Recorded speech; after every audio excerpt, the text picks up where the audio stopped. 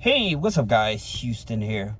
For those of you that may have defaulted on your student loans, okay? And now you're like, okay, Trump's in office. Now they're threatening to take away your Social Security benefits, your tax returns, okay? They're trying to take away disability benefits.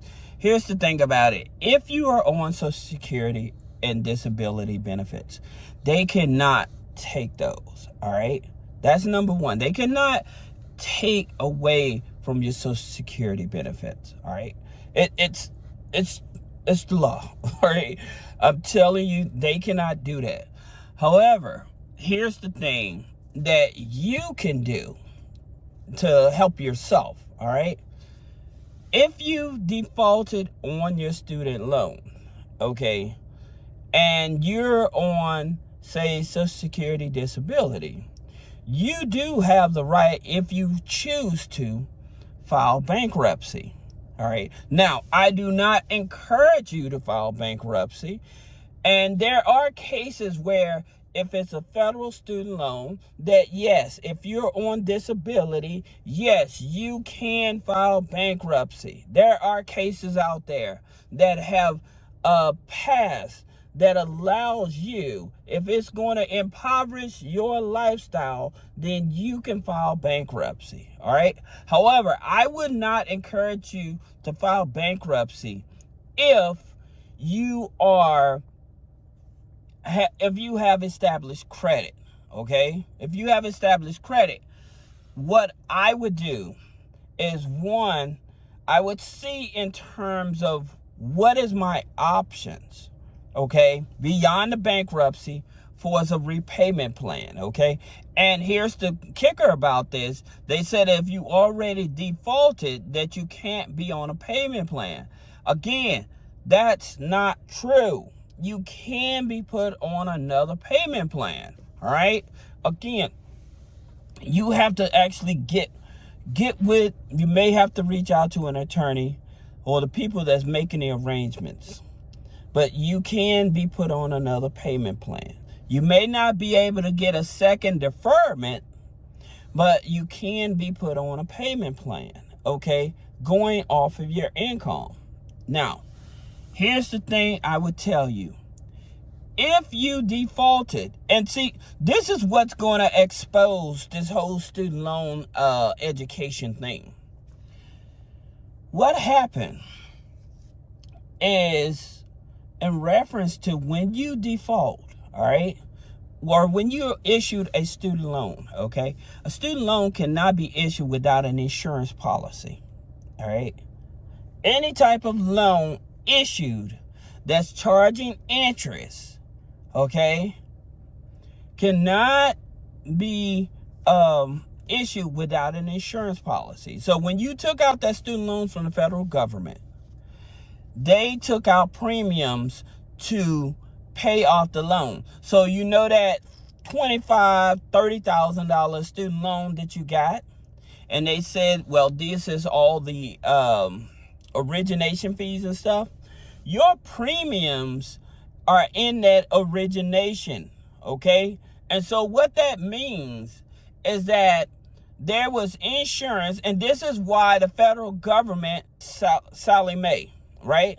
So Sally Mae is a part of Navient. All of them are part of the same Nelnet. They're all part of the same family. They were all servicing. And what happened is that by them servicing these loans, all right, they was taking out these origination fees. They was taking in these fees and stuff. However, they was not paying the insurance policy premiums.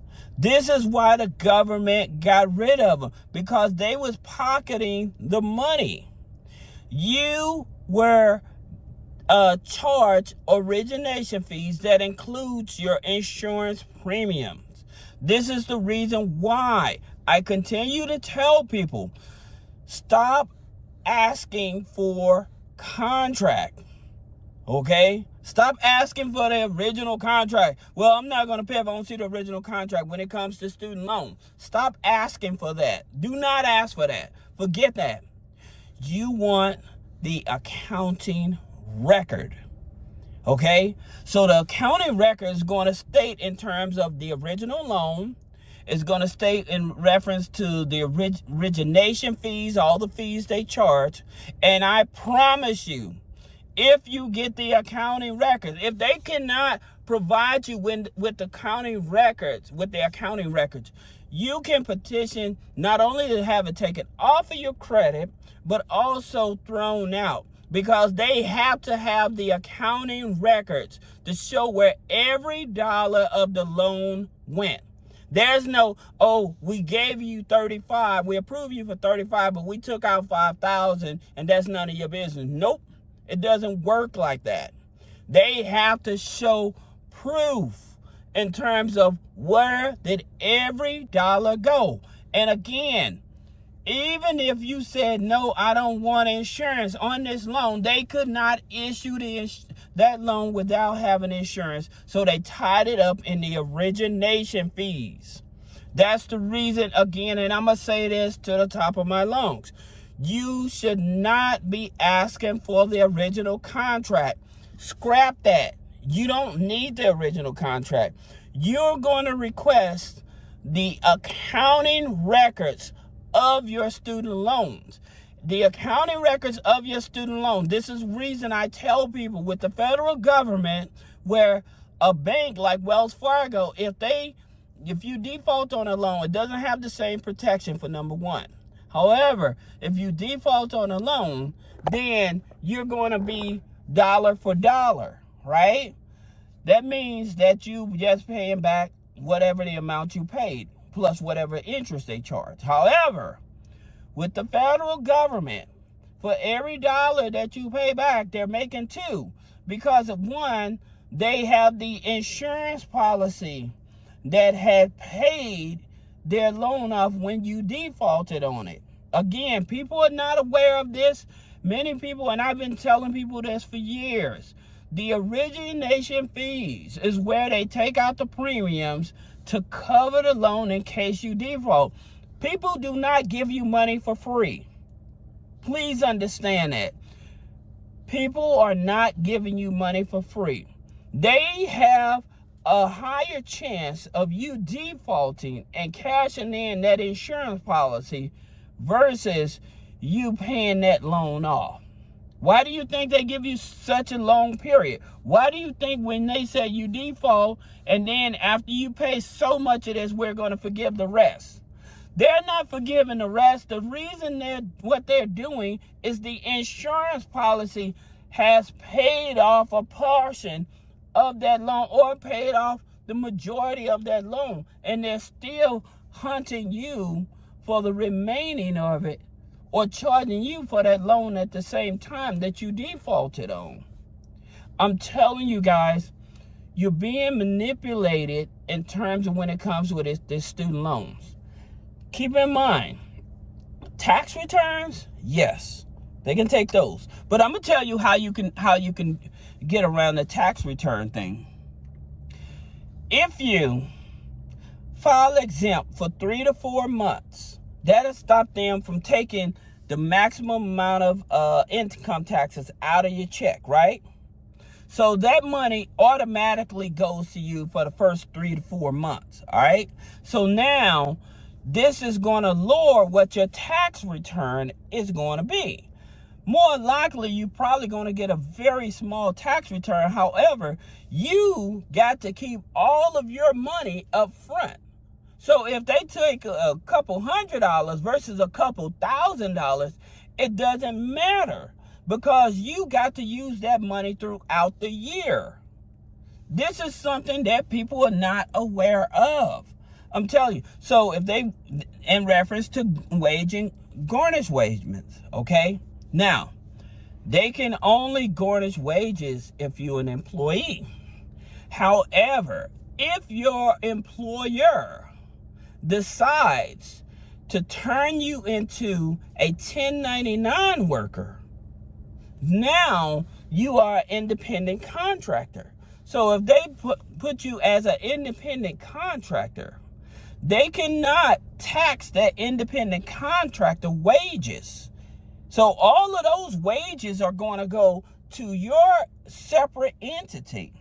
And that separate entity, now you can dictate how much of a salary you want to pay yourself, or if you want to pay yourself a bonus at the end of the year. Or you may decide, I'm not going to take a salary, I'm just going to take stock in the company.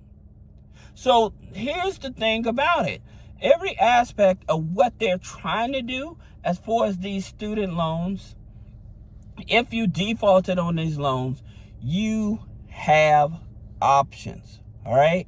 So yes, it's messed up that they're telling you they're going to be garnishing wages again. And this is supposed to start in May. Okay. Now, for some of these services, student loan servicers, they don't supposed to start until 2026. So you need to find out which of these student loan servicers you have and when are they going to start and what is your options. Okay. But at the same time, for those of you that are on Social Security, disability, you're on retirement and things of that nature, they cannot garnish that.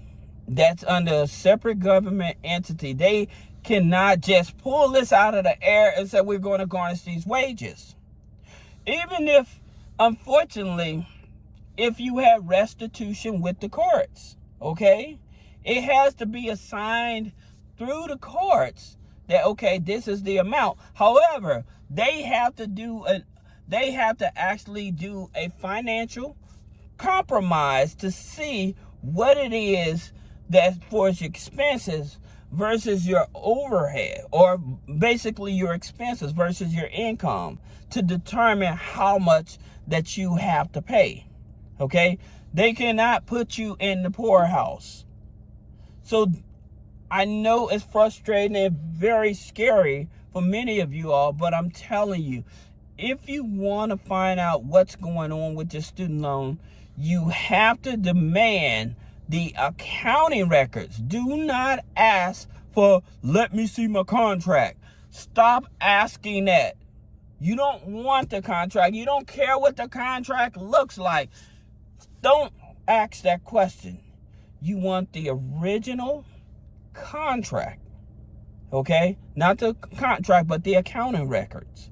And that's going to show you the origination fees as well as the premiums for the insurance company. And it should tell you that, and you would be able to reach out to the insurance company and ask the insurance company, and you have the right to this. Freedom of Information Act, you should use it. You have a right to know what insurance company covered your policy. How much was the premiums? When you defaulted, how much of that loan did they pay off?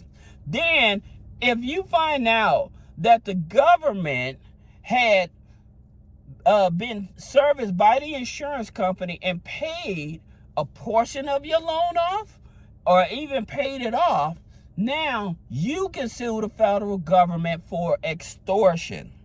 All right? Let me tell you this, people. I'm telling you, you need to find out the accounting records. Stop looking for contract. Look for the accounting, request the accounting records, because it has to show where every dollar went.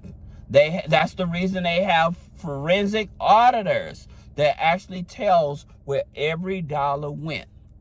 So I hope this helps you all.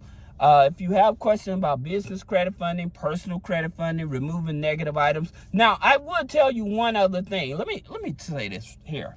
This may help you also. If you have established credit, I would go to a credit union that offers a line of credit, okay? And depending on the amount of the student loan, I would use that line of credit to pay that. Like, say that you was able to get a $25,000, $30,000 line of credit, and your student loan was about $25,000, $30,000. Take that line of credit and pay off that student loan. Now, why you would do that is because the money that you're paying back to that line of credit It's actually money that you can actually recycle to help pay other bills as well as you repay it, because you don't have to apply for it anymore. So I would apply for a line of credit, all right? So I hope this helps you. If you have any other questions about business credit funding, personal credit funding, removing negative items off the credit, click the link in the description. Schedule a one-on-one consultation. Thank you.